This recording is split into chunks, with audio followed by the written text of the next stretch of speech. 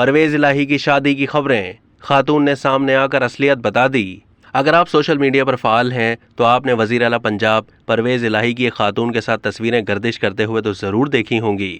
اس تصویر کے سامنے آنے کے بعد سے یہ قیاس آرائیاں اور افواہیں پھیلائی جانے لگیں کہ یہ خاتون پرویز الہی کی اہلیہ ہیں، ساتھ ہی وہ مخالفین کی شدید تنقید کا ہدف بھی بنے رہے۔